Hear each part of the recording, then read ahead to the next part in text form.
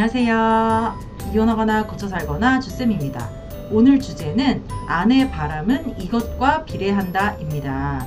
제가 상담하면서 이런 집 여자들이 바람이 나는구나, 바람난 여자들한테는 이런 공통점이 있구나, 그리고 아내 바람을 멈추게 하고 앞으로 관리를 하려면 이것들을 잘 관리해야 되는구나 생각했던 것을 이야기해 보려고 합니다. 구독과 좋아요 눌러주세요. 첫 번째는 술과 땀입니다. 아무래도 술을 잘 마시고 즐기는 사람들이 술자리도 자주 갖게 되고 새로운 사람을 만나게 될 확률이 높죠. 제가 이제 저한테 상담 오시는 남편분들한테 아내 바람을 어떻게 알게 되셨어요? 라고 물으면 이 술 얘기가 반드시 들어갑니다. 언제부턴가 회식을 한다고 하고 뭐 친구들 만난다, 언니들 만난다, 무슨 동창회에 나간다 하면서 모임에 나가서 9시까지 술을 마시다가 들어왔는데 그게 점점 10시가 되고 11시가 되고 한 달에 한두 번만 나가던 여자가 일주일에 2번씩 나가고 나중에는 새벽 1시, 2시에 들어오더라, 이런 이야기를 대부분 하시는 거죠. 이렇게 술자리가 잦아지게 되면요, 아무래도 고삐가 좀 풀리게 되기도 하고 이렇게 늦게까지 술자리에 남아있게 되면 남자들이, 같은 술자리에 있던 남자들이 보기에는 저 여자가 유부녀이긴 하지만 집에서 좀 내놓은 여자구나, 남편이 별로 관리를 안 하는구나, 이 여자가 시간 사용이 굉장히 자유롭고 리버럴한 여자구나, 이렇게 생각을 해서 이 사람은 바람을 피울 수 있는 여자겠다, 이렇게 좀 엿보게 되기도 하고요. 술이 한두 잔 들어가게 되면은 평소에도 되게 철벽치고 남자한테 관심이 없던 여자들도 이렇게 조금 나사가 풀려서 남자가 조금만 들이대도 넘어갈 수도 있고, 이제 그런 거죠. 이렇게 아내가 바람 피울 때 술자리는 좋은 핑계가 됩니다. 특히 직장 다니는 아내 같은 경우에는 회식 핑계가 너무너무 좋죠. 회식한다 그러면 남편도 직장 생활의 일부인 거를 아니까 가지 마라, 언제 들어오냐, 빨리 들어와라, 8시까지 들어와라 라고 얘기를 못 하잖아요. 그러니까 회식 핑계로 자꾸 나가게 되는 거죠. 이렇게 하다가 점점 왜 이렇게 회식이 자주 있지? 왜 이렇게 회식인데 왜 11시, 12시에 들어오지? 1차만 하고 들어오던 여자가 왜 2차, 3차까지 따라가지? 이런 생각이 들면은 남편분들이 지금같이 생각을 한다면 그때 증거를 잡았어야 되는데 라고 생각을 하지만, 그 당시에는 내가 이 여자 뭐 좀 단돌이 좀 해야 되겠어, 잔소리 좀 해야 되겠어 하면서 왜 이렇게 늦게 들어오냐, 일찍 들어와라, 언제까지 그럴 거냐, 12시까지는 들어와야지 왜 1시, 2시에 들어오냐, 회식 좀 작작해라 이러면 이제 아내들이 화를 내면서 이거 내가 하고 싶어서 하는 거냐고, 직장에 있는 꼰대 아저씨들이 못 가게 하는데 내가 어떻게 그 자리에서 박차고 나오냐, 그러는 너는 회식 안 하냐, 너는 회식뿐만이 아니라 친구들이랑 술자리, 직원들이랑 술자리 자유롭게 나가서 놀잖아. 지금까지 나한테 했던 거 생각해봐. 내가 지금까지 애들 어릴 때 이렇게 나가서 술 마시고 논 적 있어? 넌 지금도 맨날 나가서 놀잖아. 앞으로 나도 즐길 거고 이거 내 직장 생활의 일환이니까 터치할 생각하지 마. 네가 나한테 매달 생활비 뭐 6, 700씩 줄 거 아니면 터치하지 마, 이러면서 오히려 아내들이 회식 핑계로 막 큰 소리를 치게 되는 거죠. 그리고 이렇게 술을 안 마시는 여자들도 있잖아요. 술 안 마시는 여자들은 운동이 바람과 같이 따라옵니다. 아내들이 뭐 집에만 있다가 별다른 취미가 없다가 나 운동 시작하고 싶어, 나 테니스 하고 싶어, 골프 하고 싶어, 뭐 등산하고 싶어 이러면 남편들이, 또 착한 분들이 많아요. 그래서 막 장비도 사주고 옷도 사주고 막 비싼 스포츠 클럽 같은 것도 막 끊어주면서, 그래 이거 일상의 활력소고 당신이 이렇게 해서 건강 챙기면 너무 좋지, 나중에 나랑 같이 하면 너무 좋겠다 하면서 막 응원을 해주고 막 북돋아 줍니다. 그런데 이렇게 막 땀 흘려가면서 운동을 하는 사람들이 아무래도 그 안에서 바람이 나기도 쉽더라고요. 물론 술 마시는 사람이나 운동 열심히 하는 사람이나 술 마시고 운동한다고 해가지고 다 바람이 나는 건 아니겠지만, 아무래도 이 운동이라는 매개체로 남녀가 가까워지고 자꾸 만나게 되고 이렇게 된다는 거죠. 그래서 이제 운동하면서 이렇게 좀, 특히 남자들 같은 경우는 좀 잘하는 사람, 좀 프로 같은 사람, 여자들이 되게 선망의 대상으로 쳐다보게 되잖아요. 와, 저 사람 되게 잘한다, 저 사람이 나 좀 가르쳐 줬으면 좋겠다, 저 사람이랑 친하게 지내고 싶다, 되게 멋있다, 이런 생각을 하고, 또 개인적으로 연락처 주고받고 둘이 술 마시고 밥 먹고 하다 보면은 급격히 가까워지는 거죠. 그리고 막 테니스 이런 운동처럼 막 이렇게 헉헉거리는 운동을 하게 되면 아무래도 이게 막 심장도 빨리 뛰고 이 연애 감정에 빠지기가 또 쉬워요. 그래서 테니스, 골프 이런 운동 모임을 하다가 바람나는 경우가 굉장히 많죠. 두 번째는 외로움, 우울증입니다. 이렇게 바람 피운 아내들의 성격을 이야기하다 보면은 되게 공통점들이 또 있어요. 어떤 남편분들은 우리 와이프가 원래 외로움도 잘 타고 어리광도 심하고 되게 의존적이고 뭐 성장 과정에서 부모님 사랑을 많이 못 받았다든지 학창 시절에 왕따를 당했다든지 이런 상처가 있고 뭐 예전에 연애할 때부터도 되게 나한테 많이 의존했었다. 그래서 이렇게 막 바람 피우고 이런 거를 상상도 못 했는데 지금은 상간남한테 그렇게 의존하고 있는 것 같다. 그리고 원래도 성격이 좀 괴팍하다고 해야 되나? 지 멋대로여가지고 내가 컨트롤할 수가 없는 여자다. 이런 이야기들을 많이 하십니다. 그리고 산후 우울증이나 육아 우울증도 이 바람 피우는데 아주 좋은 핑곗거리가 되죠. 애 낳고 나서 우울하다, 뭐 애 키우느라고 너무 힘들고 우울하다 이러면서 집에서 막 풀 죽어가지고 있으면 남편들이 그래 너도 좀 나가서 놀아라, 기분 전환해라 하면서 일부러 막 나가기를 막 부추기기도 하고 이 사람이 그렇게 힘들었구나 싶어가지고 앞으로 내가 애를 좀 봐줄게, 너도 나가서 취미생활 해, 이렇게 애도 많이 봐주고 살림도 도와주고 하게 됩니다. 근데요, 생각을 해보면요, 진짜 우울증이라면, 육아 우울증, 산후 우울증, 진짜 심각한 우울증이라면, 자기 말대로 우울증이라면 침대에서 일어나지도 못해야 되고요, 뭐 나가서 놀으라고 돈을 쥐어주고 막 이렇게 해도 아, 나 나가서 그런 것도 별로 하고 싶지 않아, 그냥 나 침대 안에만 있고 싶고 그냥 집에만 있을래, 나 그냥 뭐 식욕도 없고 뭐 화장하고 뭐하고 하는 것도 다 귀찮고 나 그냥 나가고 싶지 않아. 사실 이래야 정상이 아닐까 싶어요. 그런데 어떻게 보면 가짜 우울증인 거죠. 집에서 애 볼 때만, 집에서 남편이랑 있을 때만 우울해하고, 또 밖에 나가서 논다 그러면 화장하고 뭐 향수 뿌리고 위아래 세트로 속옷 맞춰 입고 나가고 막 룰루랄라 하면서 머리 세팅 말고 막 풀 착장을 걸치고 이제 나가면서 신나게 놀다가 집에만 들어오면 우울증이다, 우울하다, 집에 있으면 슬프다, 이렇게 되는 거예요. 이거 진짜 가짜 우울증인데 이 가짜 우울증이 먼저냐, 바람이 먼저냐, 닭이 먼저냐, 계란이 먼저냐처럼 두 개가 같이 가는 경우가 많습니다.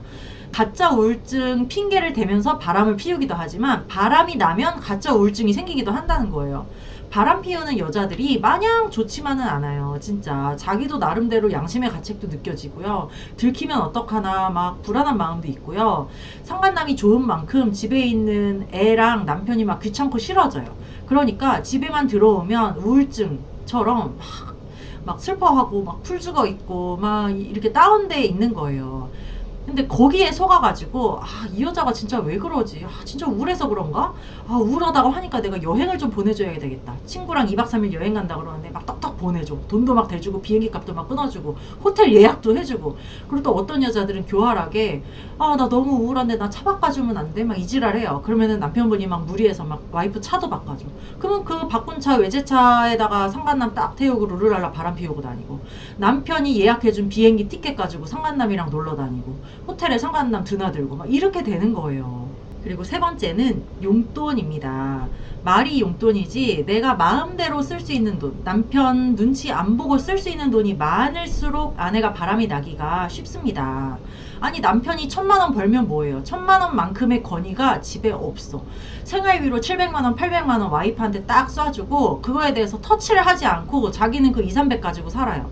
그러면은 결국은 자기는 200달이, 300달이가 되는 거고 와이프가 700만원, 800만원어치의 권력을 쥐게 되는 거죠. 사실 이 돈이라는 게 다 권력 아니겠어요?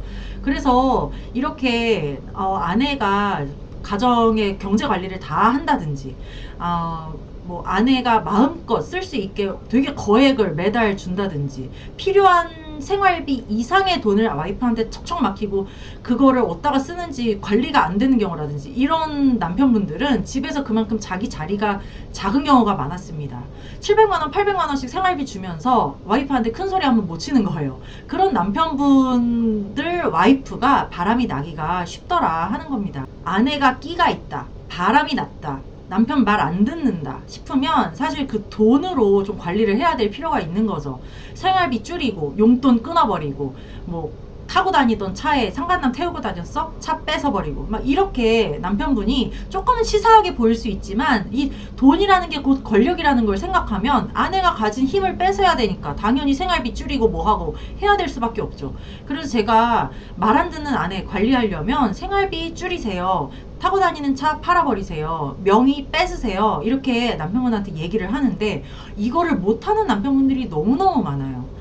제가 생활비 800만원 주던 거 그냥 그거 어디다가 쓰는지 가계부를 써오라고 해서 관리를 하시든지 아니면 그거 그냥 주지 마시고 100만원짜리 체크카드 한 장 쥐어주고 이거 너 써라. 그리고 나머지는 내가 다 해결하겠다. 애들 학원비 관리비 뭐 이런 거 사실 관리하는 거 엄청 쉽거든요. 요즘은 다 카드 자동이체지 뭐 어디 계좌로 이체하고 은행 가서 뭐 하고 하는 일 없잖아요. 정말 한 달에 5분도 안 걸리는 관리거든요. 그리고 와이프가 사실 그 관리를 제대로 하고 있는지도 모르고 어떤 남편분들은 이렇게 얘기하기도 해요. 제가 생활비 다 끊어버리고 내가 알아서 관리를 했더니 평소에 아내가 800만원 900만원 줘도 맨날 생활비 부족하다 그랬는데 내가 해보니까 300만원 400만원이면 떡을 치던데 도대체 그동안에 돈이 어디로 새나갔는지 모르겠다. 정말 내가 이거를 이제 알았길래 망정이지 계속 그 여자한테 맡겨놨었으면 나중에 쪽박 잘 뻔했다. 나중에 다 빼돌리고서는 이혼하자고 하려고 했던 것 같다. 이런 얘기도 굉장히 많이 하세요. 그래서 이렇게 와이프의 돈을 관리해야 되는데 못하는 분들은 막 핑계가 많으세요. 아 그거 끊는다고 했더니 와이프가 집 나간다고 지랄지랄 해가지고 그냥 원래대로 주기로 했어요. 차 판다고 했더니 주겠다고 막 칼 들고 설쳐가지고 내가 그거를 못 이겼다. 이 여자 성격이 보통이 아니다. 애들 앞에서 지랄지랄 하는데 그걸 내가 이겨먹지를 못하겠다. 저는 이혼을 원치 않아서 그렇게까지는 못하겠습니다. 막 이런 얘기를 많이 하시는 게 너무너무 답답한 거죠. 남편분이 이렇게 착하고 와이프한테 꼼짝도 못하는 걸 아니까 와이프가 지랄지랄 하는 거잖아요. 운동 모임 같은 것도 마찬가지입니다. 사실 이 돈과 시간이라는 게 인생 사는데 전부일 수도 있어요. 그러니까 돈 관리도 해야 되고 와이프 시간 관리. 그러니까 술자리 늦게 들어오면 빨리 들어오라 그러고 아예 술자리 갔다가 바람났어? 그러면은 무슨 술이야. 이게 미쳤나. 근신해야지. 3달을 4달은 근신해야지. 어디 무슨 약속이 있다고 맨날 쳐 기어나가. 못 나가게 하는 게 맞거든요. 그리고 운동 모임에서 남자랑 막 바람이 났어? 그 운동 당장 때려쳐야죠. 막말로 골프 치다 바람 났으면 골프장이 뭐예요. 진짜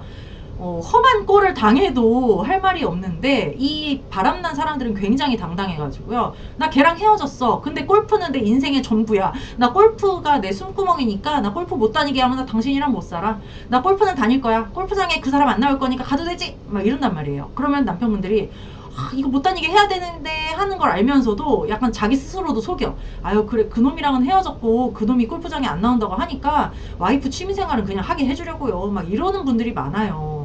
근데 골프장에서 바람이 났든 뭐 운전면허 시험장에서 바람이 났든 수영을 하다 바람이 났든 바람이 났던 그 취미생활 자기계발 이런 거는 당연히 관두는 게 맞습니다. 어디 거기서 바람이 났는데 그거를 계속하겠다고 남편한테 감히 이야기를 할 수가 있어요.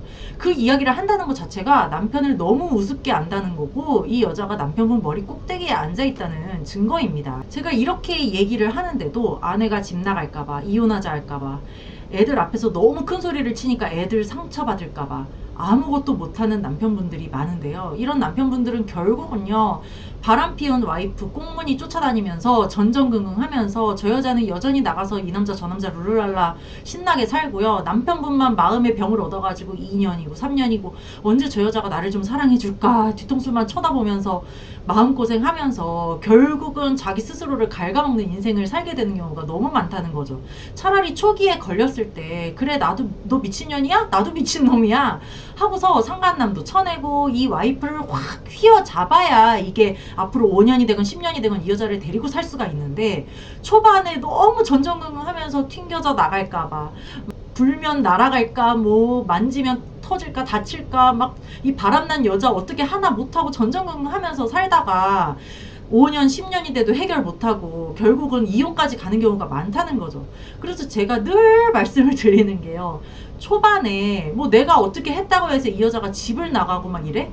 그러면은 그냥 결국은 상간남 떨어져 나가면은 자기가 돈 없고 의지할 데 없으면 가정으로 돌아오면서 기웃기웃하게 된다니까요. 근데 제 말을 안 믿고 끝까지 바람난 와이프 자기를 버릴까봐, 버림받음에 대한 두려움 때문에 와이프한테 세게 제재를 가하지 못하는 남편분들이 많아서 너무 안타까웠습니다. 만약 남편분이 아내의 시간과 돈을 관리하려고 드는데 이 여자가 내 시간 내 맘대로 할 거고 돈도 내 맘대로 할 거야 라고 여전히 그렇게 뻔뻔하고 자기가 뭐 하나 포기하지 않고 이럴 생각이 없는 여자라면 차라리 지금 이혼하는 게 낫다는 생각으로 덤비셔야 됩니다. 너 내가 밤에 나가서 술 마시지 말라 그랬는데 여전히 나가서 술을 마셔? 너 내가 골프 나가지 말라 그랬는데 네가 기어코 골프를 꼭 그렇게 해야 되겠어?